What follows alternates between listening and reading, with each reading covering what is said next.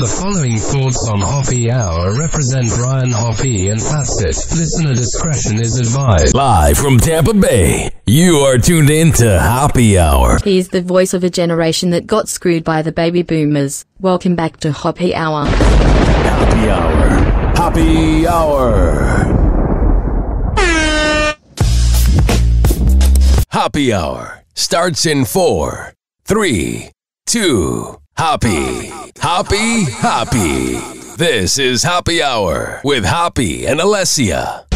Ladies and gentlemen, here it is. The most listened to radio show on the planet. Even the other stations are tuned in too.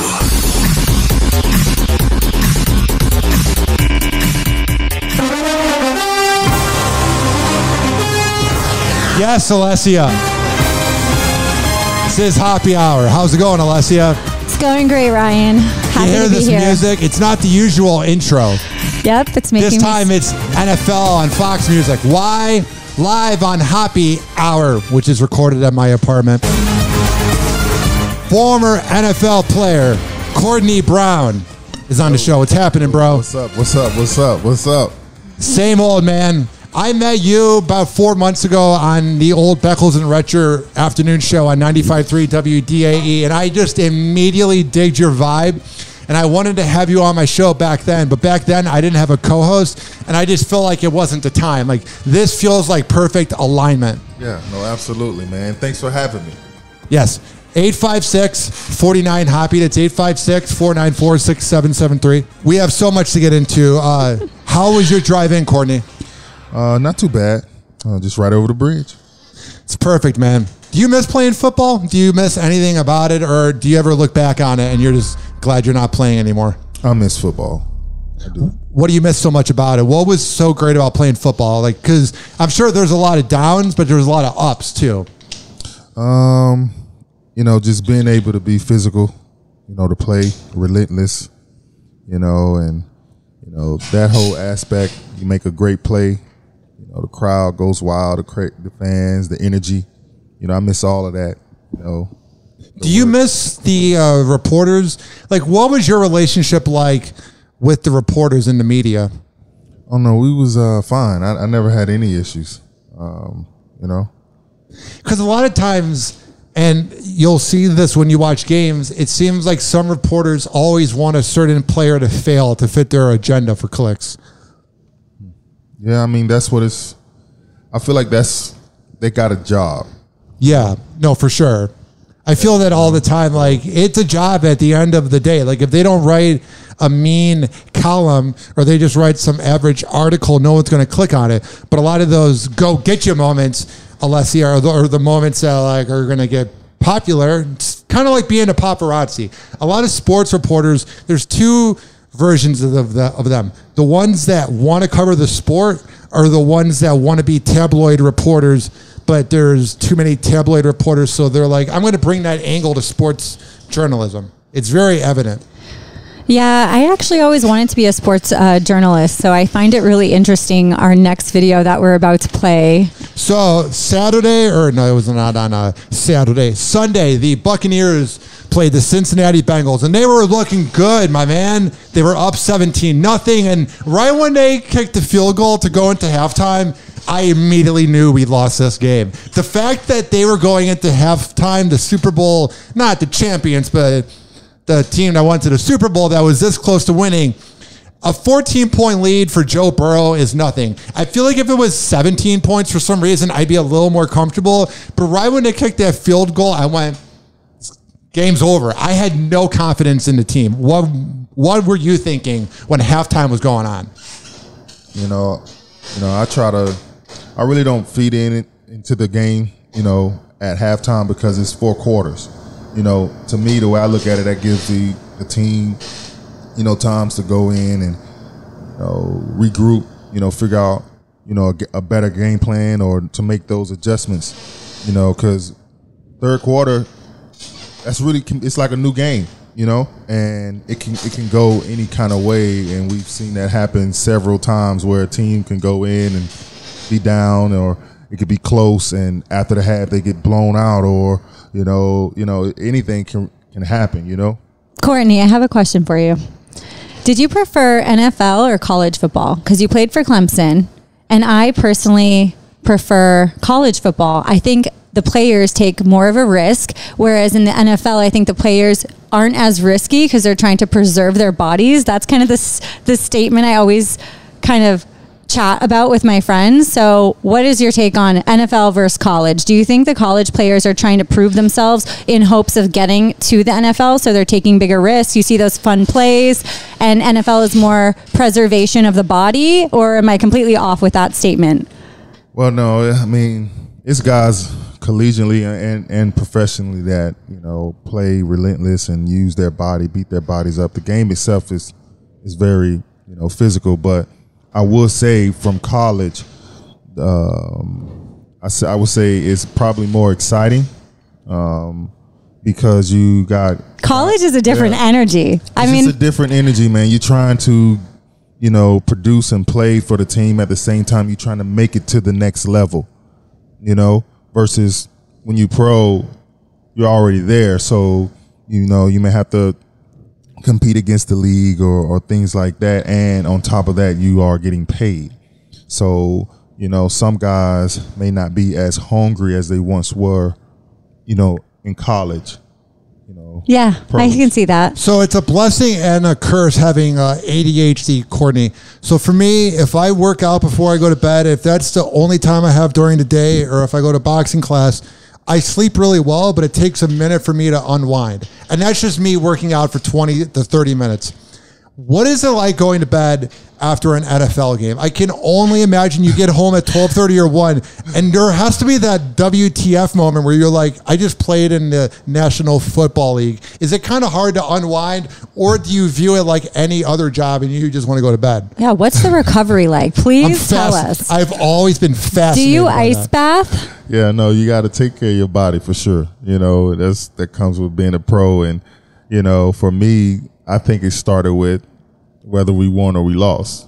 Yes. So if we won, depending on the game or the situation, I might, if the guys are doing something, hang with them. If not, I'm going home. But 9 times out of 10 for me, it's like I'm trying to get into bed.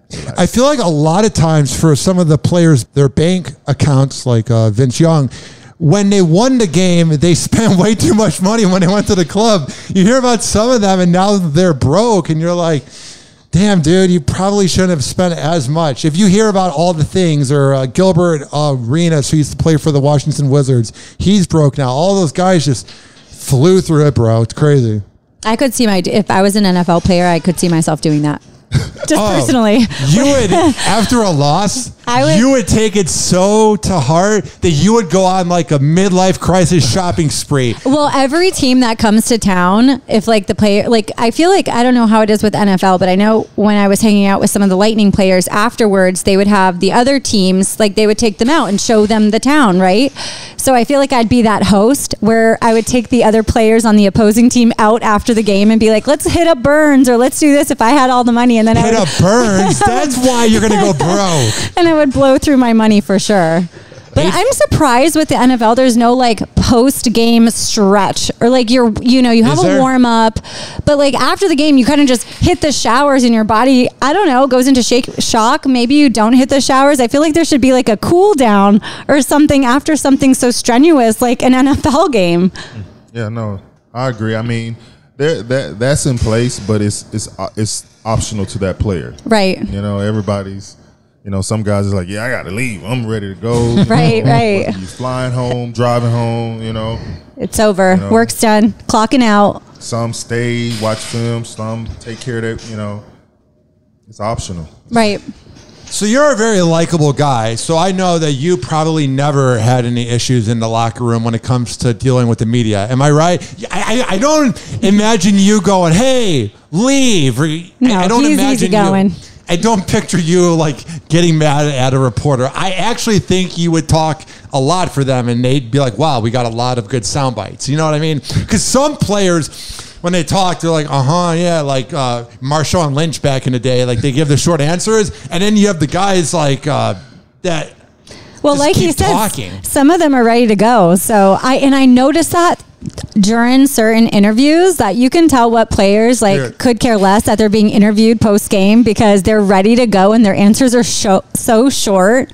And also, I have no athletic skills in my body. I might be the most unathletic, most uncoordinated person to ever live on this planet. But at the same time, if I was a professional athlete, I think they would have to end a post-game conference in the middle of me talking. Like, usually it's them saying to the media, thank you for coming. They would be like, okay, we've had enough. I can see myself just talking till 3 a.m. That's funny. That's why you're in radio. And that is why I'm not a running back like... well, you were injured all year. We have to hear that voice. I didn't mean to say that. So during the third quarter, you have Giovanni Bernard with the fumble. What was your take? I mean, before we get to the video, what was your take of that Giovanni Bernard moment? Hey, it's part of the game, you know. Just gotta. Ryan, explain the fumble to me because I didn't see it. What happened? I don't even really know how to explain it. Can you explain it, even though you're the host?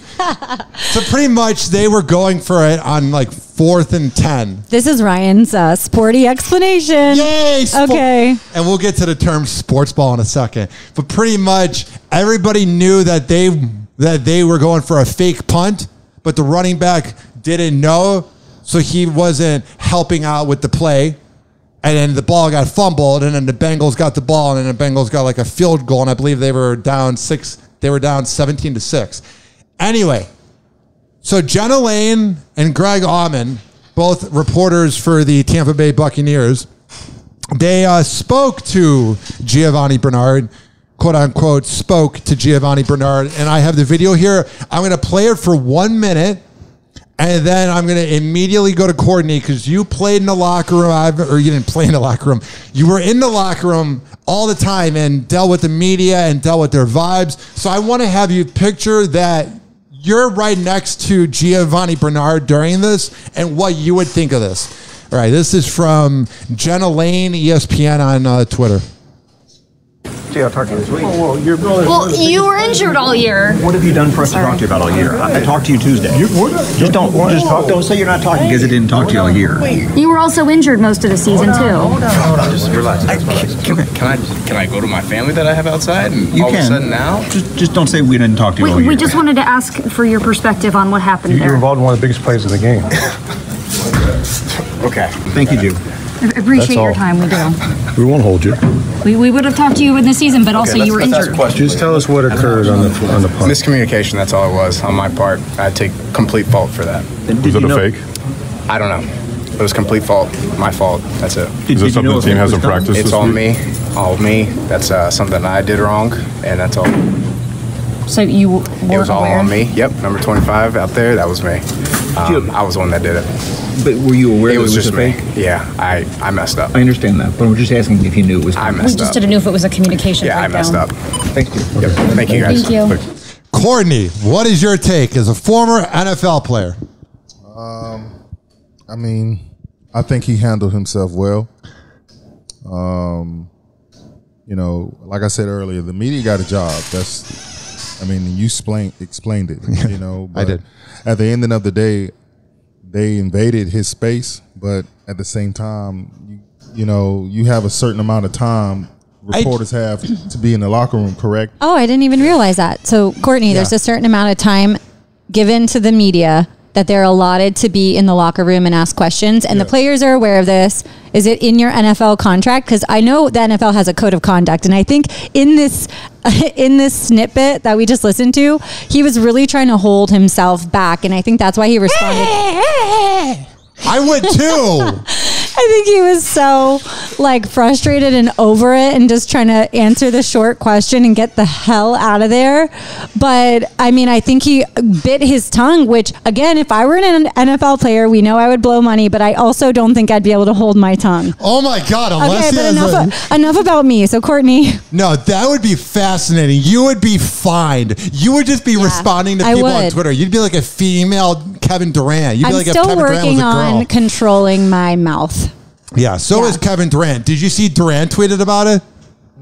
What was his response? Let me load this up here. I retweeted it at Ryan Hoppe Radio. He retweeted Jenna Lane's video and then was responding to people about Jenna Lane, so she's made it. He said, Giovanni handled this like a true pro, which I thought it was kind of funny that Kevin Durant was tweeting about someone being a pro with the media, since he's not usually a pro with the media or anybody that plays with the Brooklyn Nets. They're great players, but they kind of get a little sassy and they make burner accounts and tweet at people.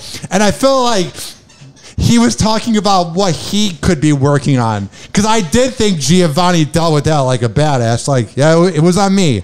I mean, how many times do you have to say it's on me? It wasn't like he was blaming somebody else and they're saying, who is the other person? He gave you your answer. Because here's my thing that drives me nuts. I hate when people go, oh, well, they're doing it for clicks or it's good clickbait. You got your journalism degree at the University of Syracuse or somewhere in the Northeast. You went to school for 4 to 8 years. You get your degree.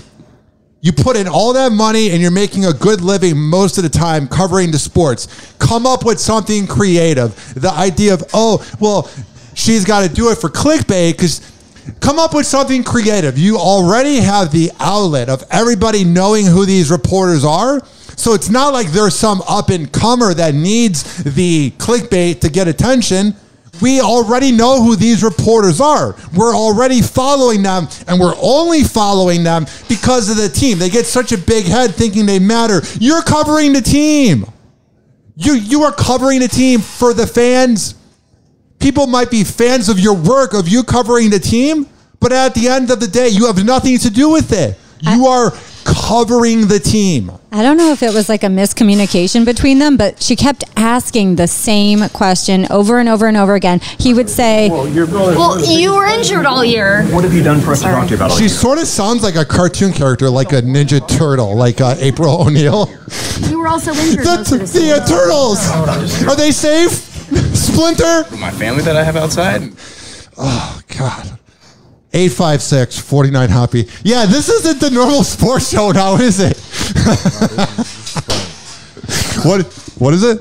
I said this is fun. No. I mean, you got to keep it real, because Kourtney said it though. He agreed. He said he took it. He acted professionally and responded professionally, and that's what the guy's tweet said that you quoted too. And then when somebody is so in the wrong that they want to find something that is wrong with the other side that did nothing wrong, because they don't want to just completely blame the sports reporters. So what I mean is, like, I've seen on Twitter, people were like, well, Giovanni could have handled that better, even though the reporters were in his face and repeating things over and over for clickbait because they can't come up with their own idea. Has Jenna responded? Has responded on Twitter. She's going after fans that don't have profile pictures. I go, you know what's funny? You know what's funny with haters? They want you to reply. A hater is going to shut up if you don't reply, Jenna Lane. Don't reply to any of them. They want that. They are all losers that are living vicariously, sadly, through sports reporters that are living through the players. I would love right now, my mind is wandering, and all I can think about is like going on YouTube and searching like the funniest anchor sport report moments in history, and having like the top 10 countdown of like funny sporting reporting moments on the field or in a sport, because there's got to be funny ones. I got you. You're over here thinking I'm not going to have the greatest sports moment in the last 22 years prepared. I think Kourtney's going to really appreciate this video. It's 2002. Yeah. It's 2002. It's the cold, awful city that I never want to go to. Even Cleveland. though I lived there. It sucked. City of Philadelphia. And you said you wanted to see a video. Why is that going off? You said you wanted to see a video of a good sports press conference? Let's hear it. I got you this. Anybody tell you that I miss practice, if a coach say I miss practice and y'all hear it, then that's that. I mean, I might have missed one practice this year. But if somebody say, he doesn't come to practice, it can be one practice. Out of all the practices this year, that's enough. If I can't practice, I can't practice, man. I'm hurt, I'm hurt. I mean, simple as that. It ain't about that.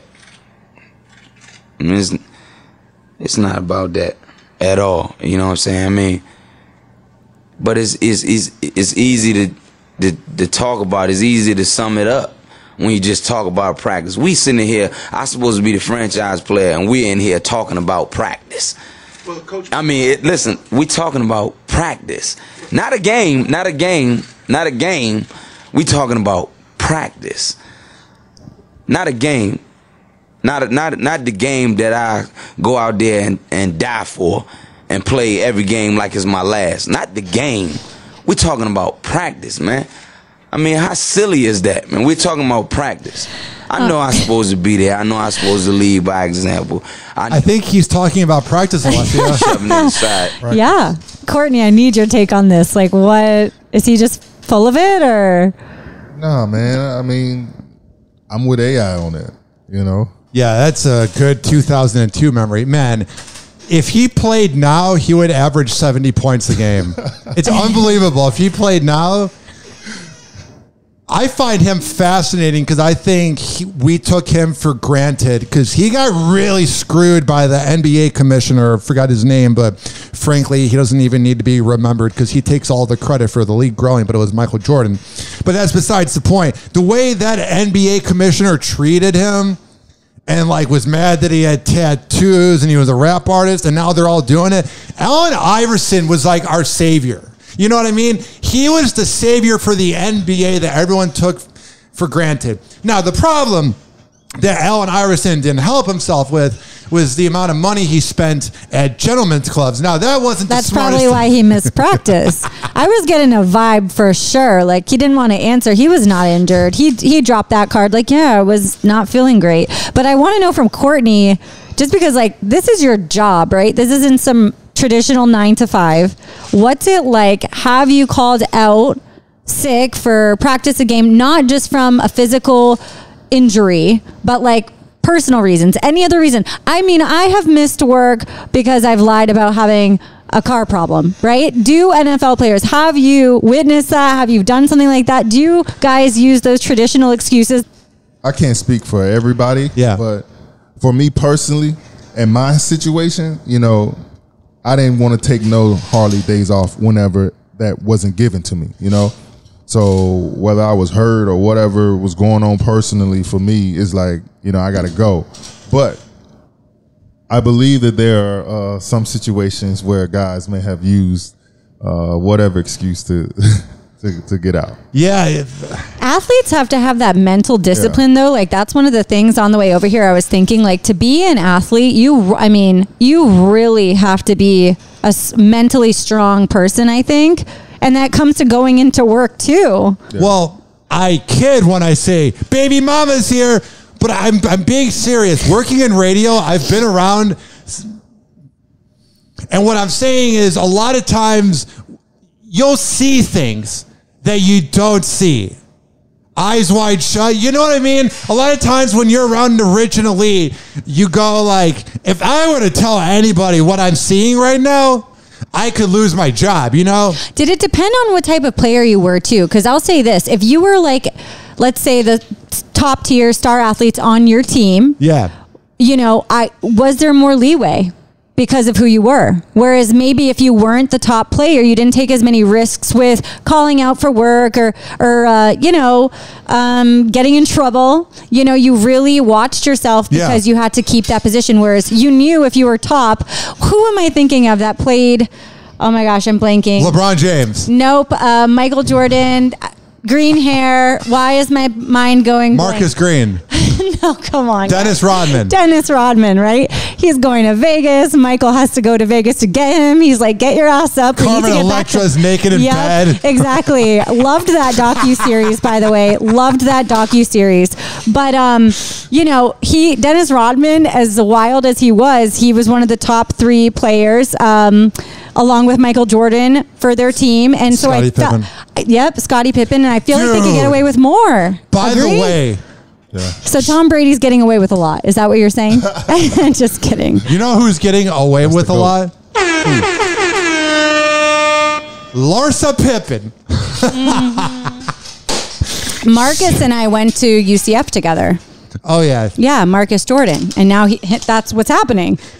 Dude, how much of a hot sociopath is Larsa Pippen? Kourtnei's eyes right now. Dude, she's wild, bro.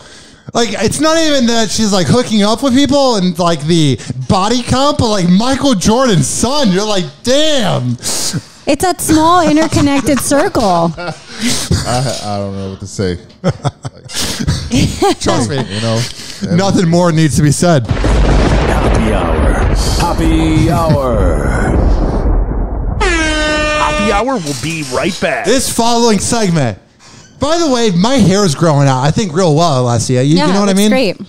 Although wearing headphones all day, like if I ever take a picture with somebody, which is why I had us take the picture before. I'm not kidding. Like literally when I wear my headphones, my hair gets all messy. So the thing though is I take care of my hair and I go to Rich Keeley. He is the best barber in all the Bay Area. He is over on Kennedy Boulevard, right next door to McDonald's at Salon Loft, richkbarber.com. And when you go there and you tell him that I sent you, he will hook you up with a good deal. By the way, we were taking our press shots in Flodelis, Flodelis.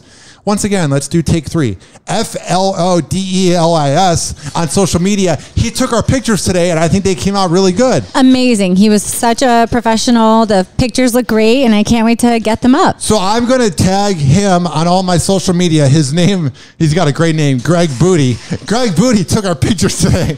And let me tell you, if you need someone to fly drones or you need life advice, or whatever you need, hit him up. This is also being brought to you by Amir Academy of Martial Arts. I'm feeling good. I know. You went to work out yesterday. How was it? All the aggression I've had from this last quarter of a year that's been an absolute bitch. From September till now, this year has just...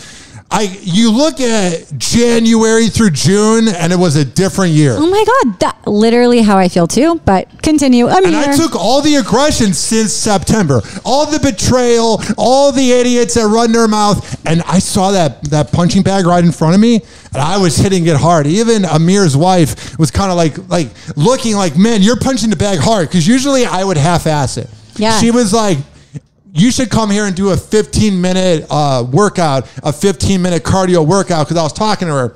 Because I might be the laziest person of all time. I have this MMA trainer as a sponsor of my show. Right. I don't go. He's at your fingertips, at your disposal. He's amazing. And I went, and I had a 15-minute workout, and all the aggression from this last 4 months, I took out on that bag, and I felt so much better. I need to go. I really We should go. We should go as a show. Oh my! Kourtnei, will you go with us? Yeah. Perfect. It's a date. Also, oh wow, it's a date? Yep. Sounds fun. Hoppe Hour. Hoppe Hour. Call Hoppe now. 856-49-HOPPE. Tweet at him at Ryan Hoppe Radio. Or chat him live via the Hoppe Radio app. And now, back to Hoppe Hour. Ladies and gentlemen, here it is, the most listened to radio show on the planet. Even the other stations are tuned in too.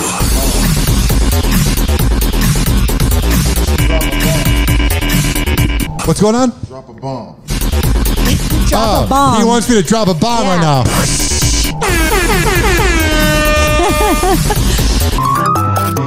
You know what this music... That was a turn. You know what this music reminds me of? Someone that would say the word sports ball. I find the word sports ball to be... Let's play sports ball. There is nothing worse than when you're at a party. That was a haunting, terrible music. Is this what it's like being a mother in the house? I hate this. It's like, ugh. Sounds like a bad toy that won't stop. All right. Over at Todd Couples. All right. Here's what I'm getting at. I find it absolutely nauseating when you're at a party And a lot of times it's watching the badass NFL players playing their ass off in the Super Bowl. And it's a Super Bowl party and all the dudes are hanging out in the living room. You're eating guac. Yeah. And the wives are there and the wives are super cool. And then like one of the wives brings like one of their like nerdy friends who like doesn't watch sports or isn't into it and just watches anime and thinks that watching that is better than sports for some reason. And they're like, oh, so is the sports ball game on? I find that to be the most... Who has said this to you? Oh, I've been to many Super Bowl parties. You've never heard the word sports ball. But maybe they're just there for the dip. Have you heard of sports ball? You guys have never heard about sports ball? First of all, Kourtney's on the field, so he's not hearing anything. And no one says sports ball, Ryan. And if they do, they're just there for the chips and dip. Yeah. I just love people, man, that will rip into sports and judge someone for being into it. Oh, you're living vicariously through an athlete or what? Oh, and you're not when you're watching The Bachelorette and you think that's real? Or your fake prank calls on morning radio shows? Oh, those are totally real. But dudes being into sports, watching grown men working their ass off. Oh, wow, heaven forbid. The other thing I don't get is people that judge someone for how long they watch the NFL. That's the most fun 7 hours of the day. Like, I'll hear people go, oh, you spend your whole Sunday? What else am I going to do on a Sunday? I can't really drink because I got to get up on Monday. Sunday's kind of the recharging day, you know? You know what I like to watch? What? Saturday MMA. I really find it so entertaining. You watch MMA? Yes, start with the prelims, and then I will watch hockey on TV. I prefer to be in person, but I'm more a hockey fan. Sorry, Kourtney. But yeah, I mean, sports is great. Sports are great. Did anyone? Hello, World Cup Argentina. Speaking of sports, can we mention that just happened? No. Like, no one wants to talk about it. Yeah. Oh yeah. I got the news clip here. Thousands line for the victory parade. Take a look at these live pictures from Argentina as the World Cup trophy arrives back in that country for the first time in over 3 decades. And by the way, and Messi won his first World Cup, and that's huge. You know what I love? Kourtney. Yeah, no, for sure. What do you think? That's great. I think that. Did you watch the World Cup? Some of it. What are your teams if you had to pick? None. Italy? I don't, France? I don't follow it. Enough to know. Yeah, enough. But I have heard of Messi and I've watched clips and. Here's what I love. You know? Yeah. So for me, Did you watch the closing ceremony? There were performers. I didn't catch it, but after I saw a clip on social media, and there were singers from all over the world getting on stage, and that for me, maybe that's those people that don't really know sports and go watch the Super Bowl. They're watching the commercials or they're watching the post-game event, like the music and the atmosphere. The energy can be felt through the video. It's amazing. That looked amazing if you watch the World Cup. I love the American soccer fans that are trying to convince other people to watch soccer. And their thing is, well, the World Cup final was so exciting and fun to watch. Yeah, if every soccer game was like that, I would watch every soccer game. But when your sport ends in 0-0 at times, I'm sorry, I'm not going to watch your sport. You have a point. You have a point. And it depends on the country. Living in Spain, soccer is life, and I lived for it, and I loved it, and it was exciting. It was part of the culture. Here, not so much. It's NFL. I just need there to be a winner. Yeah. Or at least a tie. Oh, we're going to end in a draw. So pretty much 75 minutes in, you don't really have to try. I hate a hockey game that ends 0-0 It's not often, but when it happens, it's like, what did you think about the overtime rules that Roger Goodell added to the NFL about 7 years ago? For me, you don't want to play the game all night or it comes down to, you got to do what you got to do. Yeah, I feel like if you had to play it all night, that's a good point. I feel like it'd be like baseball where you're there till 4 a.m. missing field goals. And baseball's the worst. I would watch soccer over baseball. No? What would we rather watch? The Cubs winning the World Series. I'm from Chicago, so once they won in 2016, I really haven't cared since, but go Rays. But what I'm saying is I would choose baseball over soccer because there's going to be a winner. I can't take you're like 75 minutes in because that's when it should be exciting. When the game's over with, you should, Oh, but we're going to end it 0-0. Woo! Wow.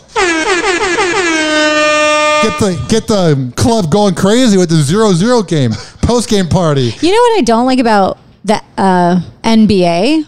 What? Is I feel like when I went to my last Magic game, I sat pretty close and it was cool. But like all these guys are so tall, so athletic, and literally the ball just goes down the court, score, come back. I love that score, with my ADHD. Score. And I'm like, it's the best. What is the... It's so easy. They've reached the net, first of all, and it's like there's nothing to it. It's like they just drop it in. Are you born and raised in Tampa? Yes. That's why. This area, I have never seen such there's nothing they care about with the NBA here. I like the mascot. It's so unimportant here. Orlando Magic. It's making me mad and I can't get words out. Like when you even try to bring up the NBA to somebody, they're like, oh, there's not a team here. It's like, okay, but did you guys watch sports before the Rays? It was fun to go. No, we didn't have a team here. I don't know what it is. So I work in sports radio. Only 10% of our audience wants to hear about the NBA. And it's like my favorite sport. And it's crazy. I can't imagine like now wanting to watch the best in the world. And this isn't a comment about you. It's like just when people that are born and raised in Tampa, they're like, go Bucks, go Rays, and go Lightning. I'm not going to look outside the box. I'm not going to try to learn something new.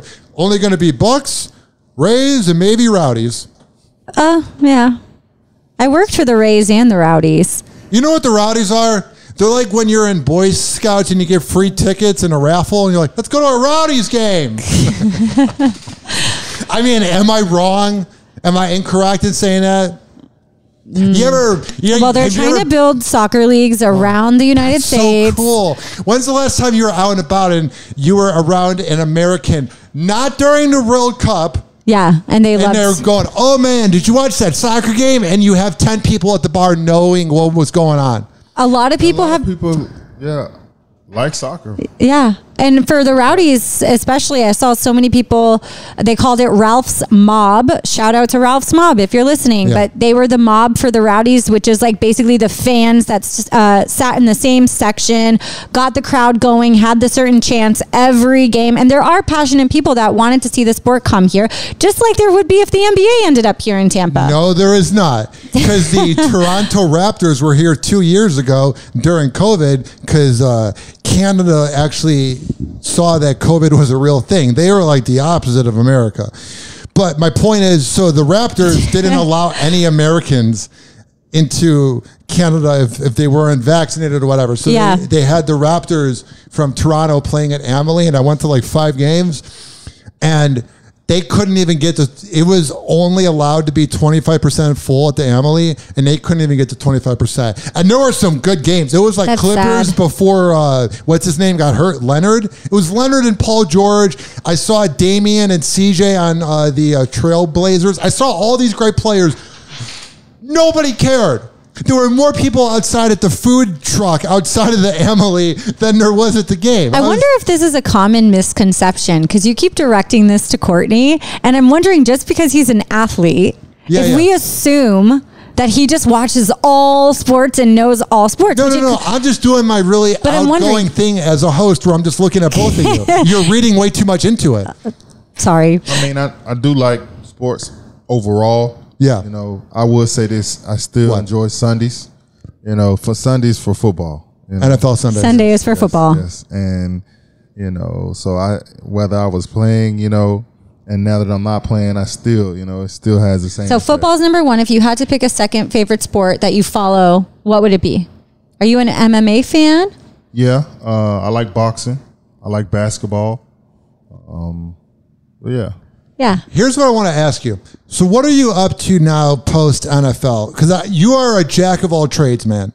And I really think it's how likable you are that it's going to take you far, and you've already gone far. So what are some of the things you've been up to in the Bay Area?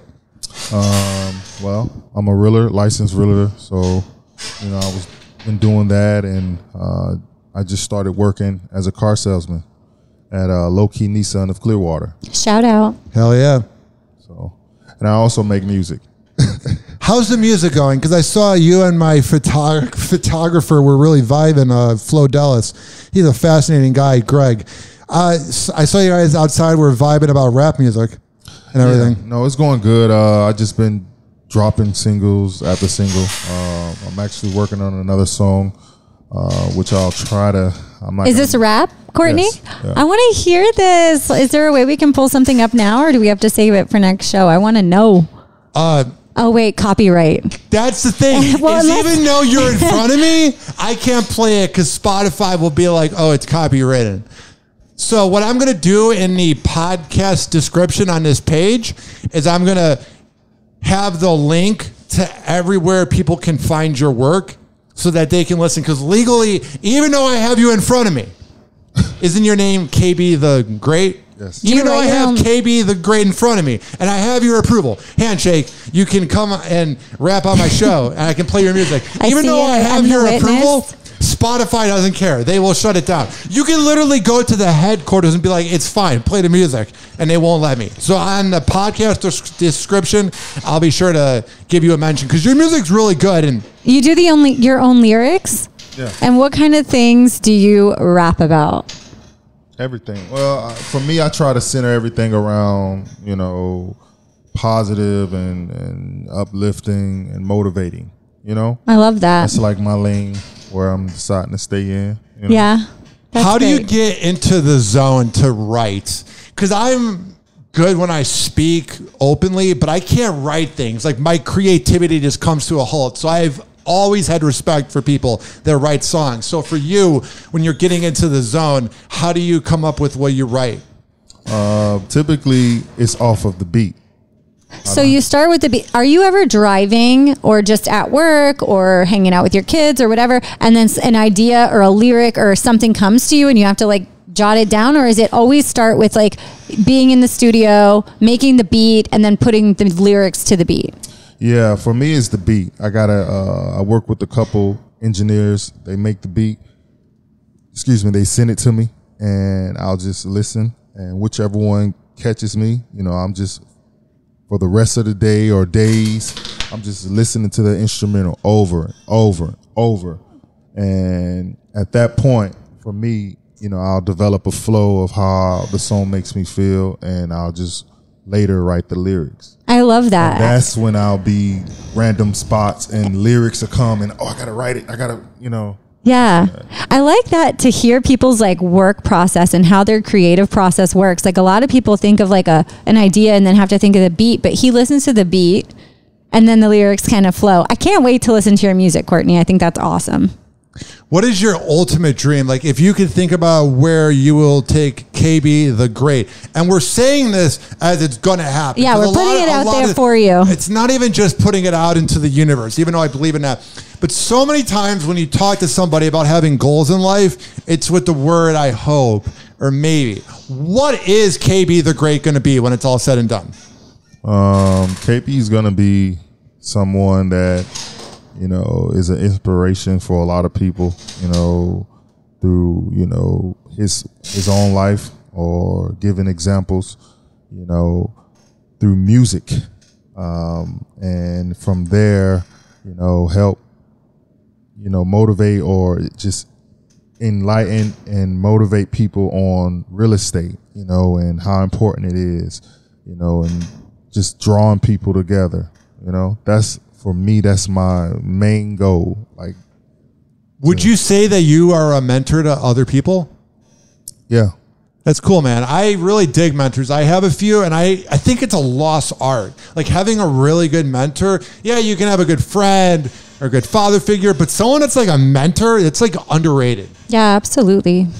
Yeah, I think, all of those things is pretty, for me, it's the same, where you can have a conversation with someone that enlightens them, and, you're not necessarily trying to be their mentor, but you give them information that they're like, oh, wow, you made me feel better, or you just gave me an idea, or, and you're not signing up to be their mentor, but in a way you're helping them, So for me, I know there are cases where, whether it's through music or whatever the case may be, I have been that for people, just like people have been that for me, I think that's great. I feel that. And I think when you have a mentor, it's so important because you're getting advice but a lot of times it's more harsh than what you might get from a friend or family member, especially a family member that you get advice from, because they're not going to want to go all out on crushing you. But a good mentor will crush you and call you out on your BS, and that is a lost art. Yeah. And your kids too. I'm sure your music inspires them. I don't know if it's age appropriate, but at least them seeing daddy do his thing and follow what he's passionate about. And then also with the, you know, the reason being that you want to enlighten and reach people in a positive way. That's really cool. And I know they're seeing that and being inspired by that too. I always wanted to, a personal dream of mine was to play the game of football, you know, until my kids can see me play.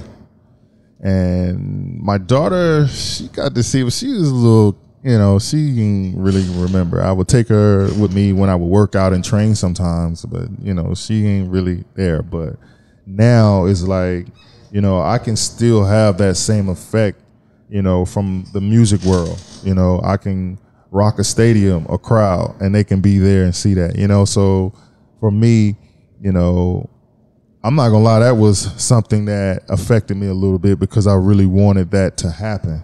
But in the same sense, it still can happen. You know what I'm saying? Yeah, absolutely. Or it can happen with me speaking. It could be a number of ways I could, you know. And for sure. The man that really influenced me was Ian Beckles, because I met you through Ian on Beckles and Retcher, and I knew Ian back in my old radio job.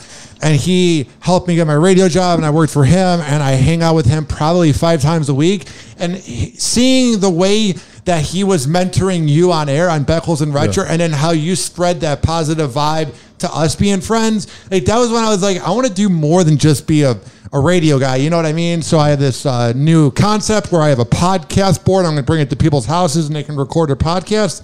Because the most successful people are not the ones that just wait on the corporations to give them their opportunity. You have to go out there and grow your worth, so then the corporations will put money into you. Because if you're just waiting for a company to pay you, they'll be like, ha, ha, ha, ha, you're part-time forever. But if you go out there and grind and show people your worth, you're going to be better off. Yeah, absolutely. I agree. I think that's crazy that Kourtnei said he had this vision of his children watching him play in the NFL, like that being his stage. But now life has segued into this new passion of his. And maybe that's how it's meant to be sometimes. Like maybe that energy was meant to be there and be put out in that way. And for his kids to see him now on that type of stage is influential too. It's like life has little turns like that, and it doesn't work out. And then we're like, darn, I really wish this had happened. But maybe this way is even better. It's going to have more of an impact. It's so fascinating because both of you have 2 kids, and I'm here single. Like, yeah, I got my cat over there hiding in the litter box. Like, no. I'm not saying that as a joke. She was literally hiding in the litter box. Again, these are all of our responsibilities, our babies and our fur babies. That's my cat meowing during the thunder that came the other day. I had to record it over and over again. You're making beats and he's recording his cat. All right, we'll be right back to wrap this up. We all should wrap it up. Yes. Hoppe Hour. Hoppe Hour will be right back. Or you could pull out and hope that works. Oh, yeah. What should I transition this into?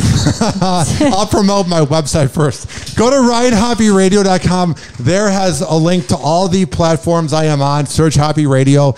Also, this is being brought to you by westchaseprinting.com. My business cards.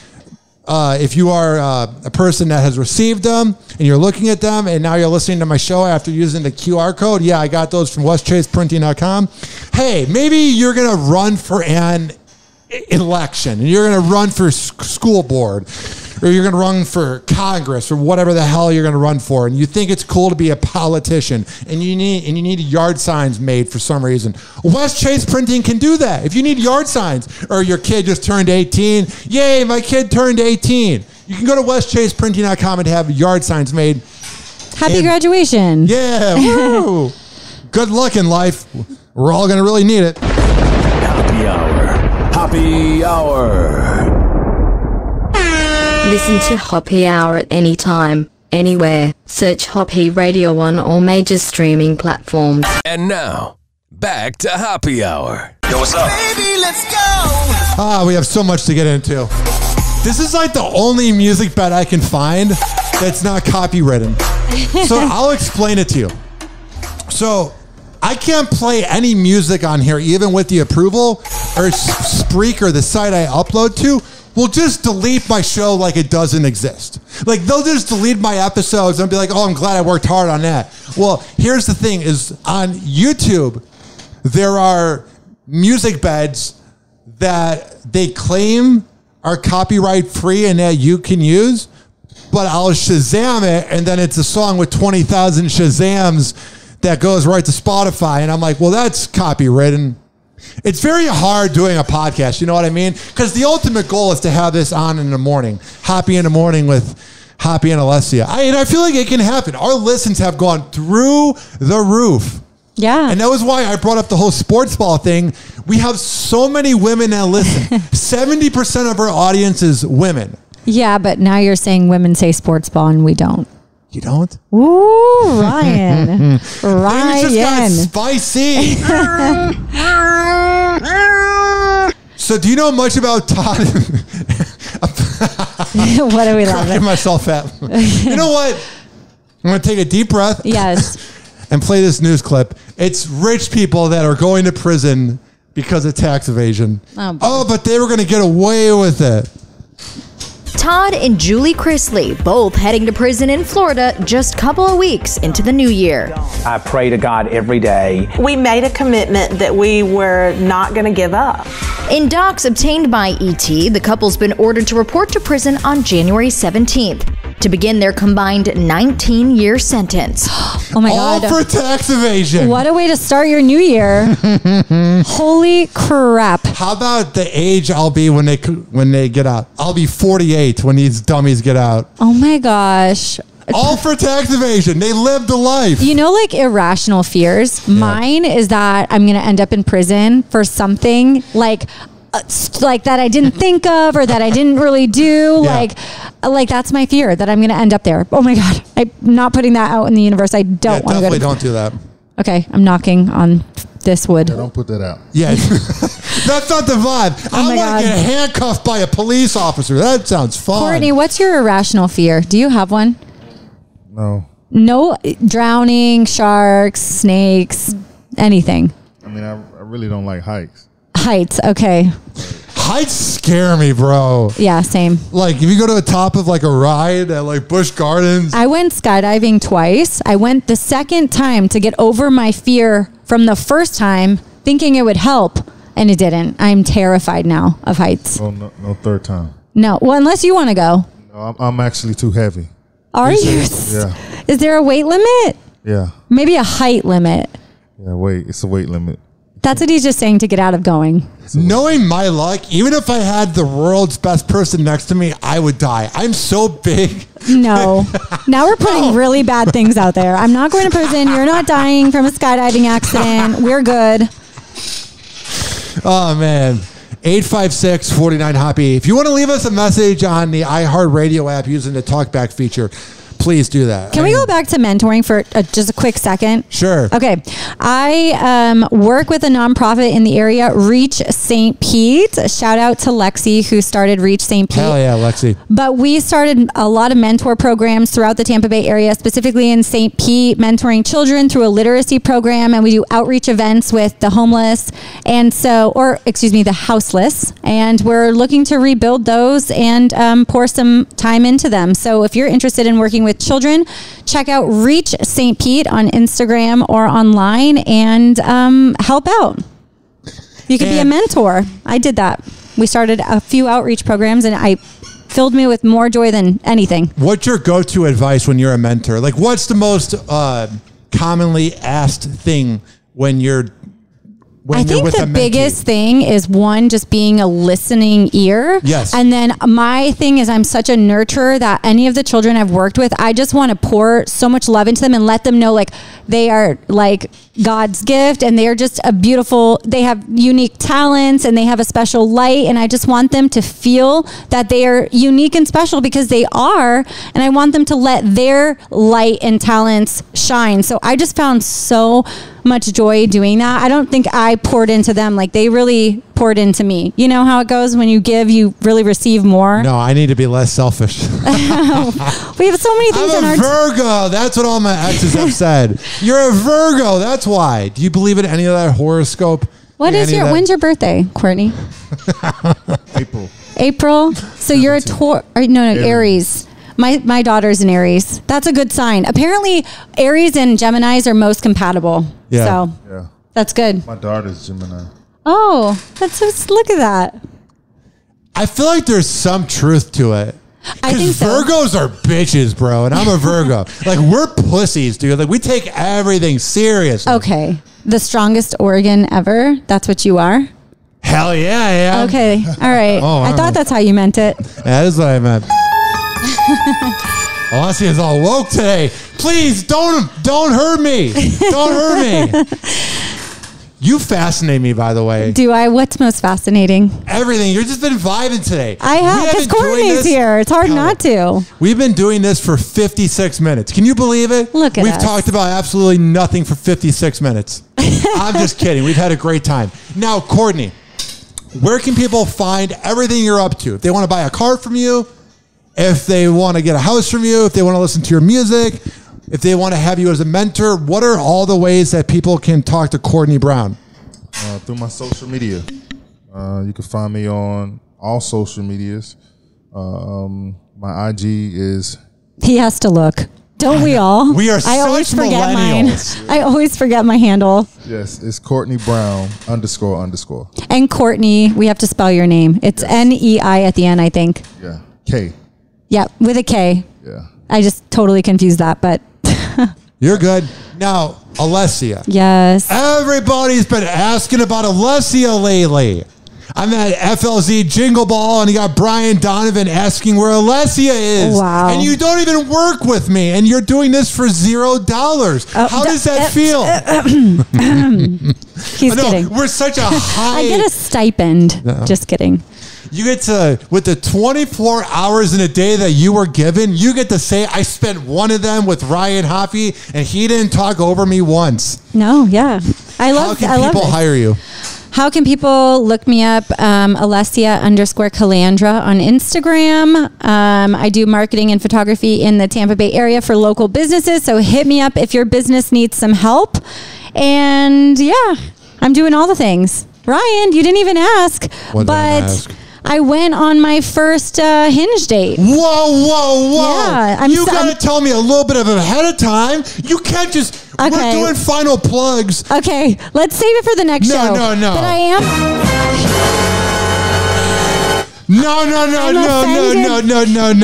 No. This is Hoppe Hour, and you are my co-host, and you are my equal, but my name is on it. Rewind. Okay. Alessia. Yeah.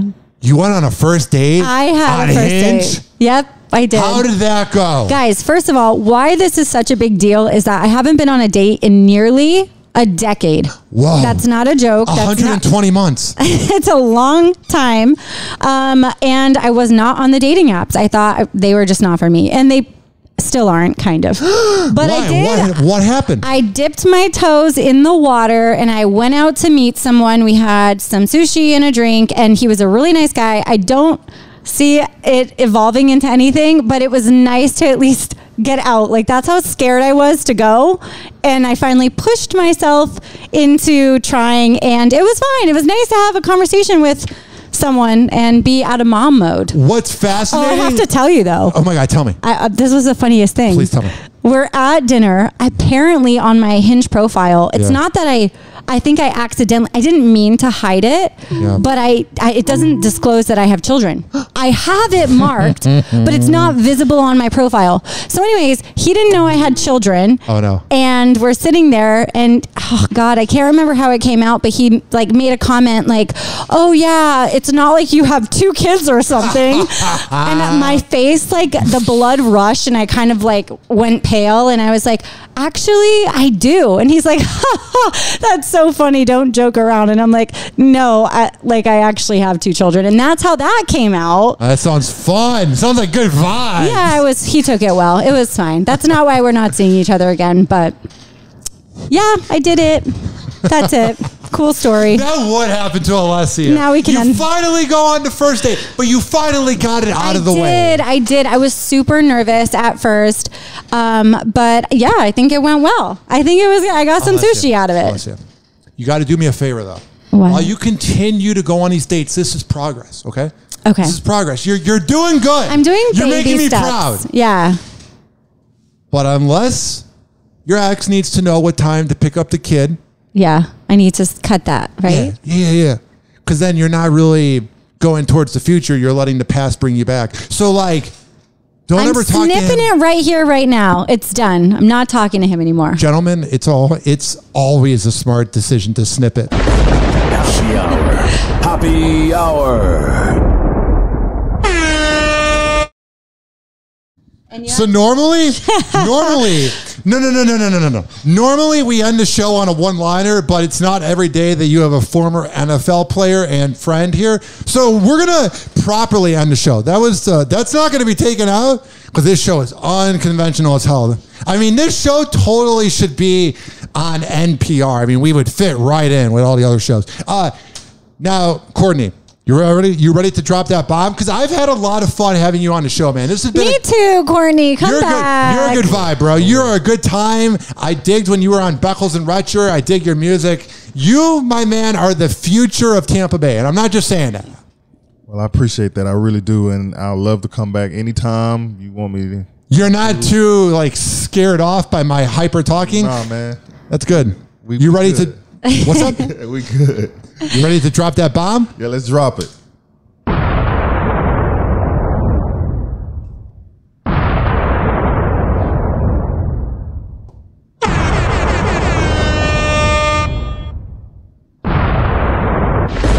Happy Hour. Happy Hour. Now it's over with. Money. And like that, he's gone. Happy Hour is now over. Happy Hour is now over. Happy Hour is now over.